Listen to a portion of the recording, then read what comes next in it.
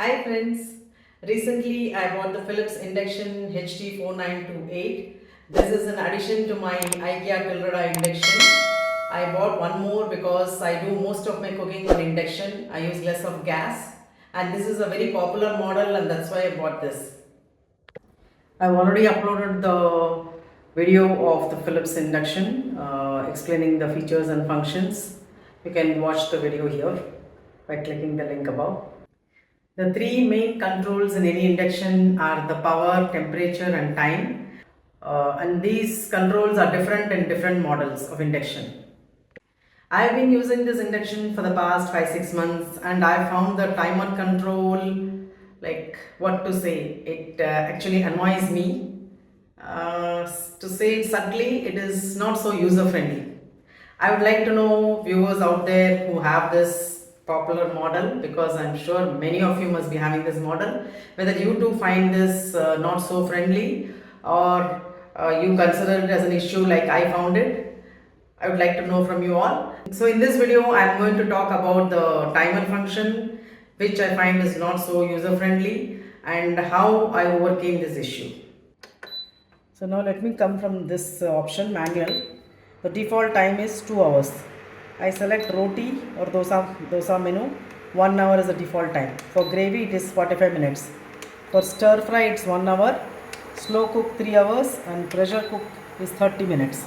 So in any of this, when it is on, now supposing I have selected the pressure cook option, 30 minutes. You don't use 30 minutes for pressure cooking. So you want to reduce the time.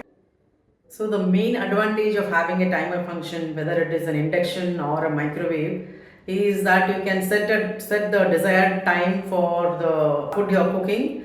You don't have to stay till the end of the cooking. You can set a timing and just go away so that it switches off on its own. Of course, there are preset menus and each menu has got different time setting. You can't have the induction on for 2 hours or 3 hours or half an hour. So in that case, you may have to decrease the timing based on your cooking. And that is what I find difficult in this. It is not so user friendly. I have to keep pressing again and again, and in the process it keeps jumping. Either it goes down very fast or it goes to the next time. Say, so for example, it goes from, if it is in 30 minutes and I want to reduce it, it doesn't reduce properly if I don't go in steps of 1 minute. It goes to the next time, that is 45 minutes, and so on. So you can see it yourself when I show it. So when I compare the timer function of this Philips induction with the Tillreda and the Prestige Pick 3, I find them to be more simpler. Tillreda has got some limitations, but it's still better than this Philips induction. And I find the timer function or operating the timer in the Prestige Pick 3 very versatile. Increasing or decreasing the time was simpler in that. So if you watch the video till the end, you can see that I've explained the timer function in my IKEA Tillreda induction, and also the Prestige Pick 3, which I used for 8 years before. So let me select the pressure cook option. The default time is 30 minutes, and let me reduce the... So increase or decrease of power or temperature is very easy. That has got no issues. Only the timer function has got issue.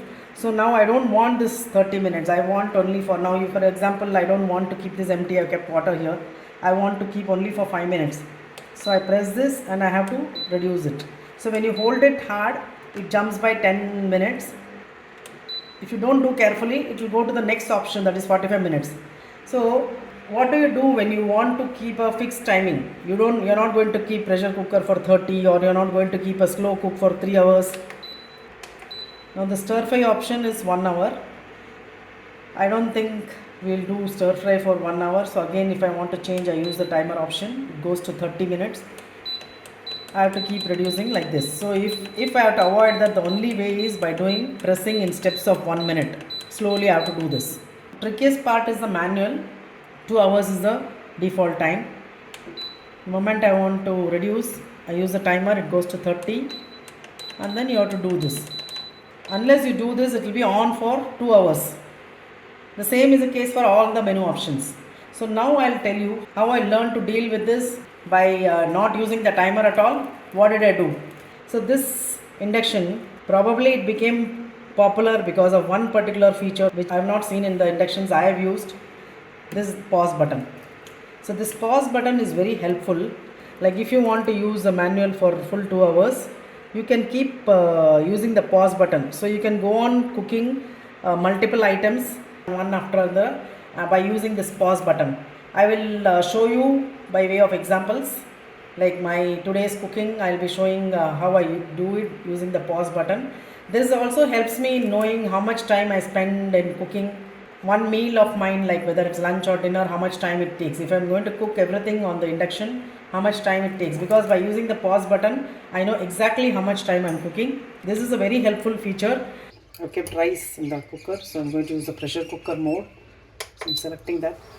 It's going to 30 minutes. I'm just going to use it as it is. I'll maybe increase the power.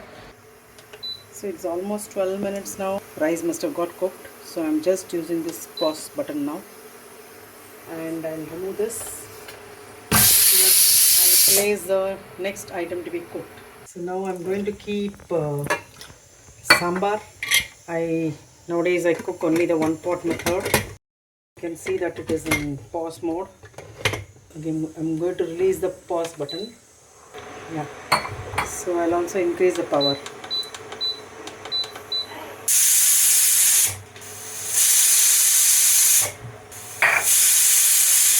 So already now 3-4 whistles are over. I'll now pause it. So it is 4 minutes have gone by. So now I'll keep this aside. The sambar is still not completed. In the meantime, I prepared another cooker for making curry. So now again I'll release the pause button. So again I'll pause it. There are 2 whistles are already over.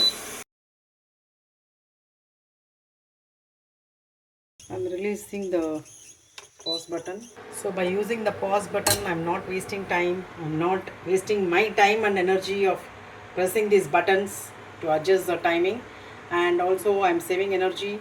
I also get to know the total time of my cooking right from the start to end. So you can see that sambar is done. You can see that it's boiling. I'll not only reduce the power, I'll pause the program. So you can see that I am doing this all in the cooker mode. I completed the sambar. Now let me check the curry. Pressure has released.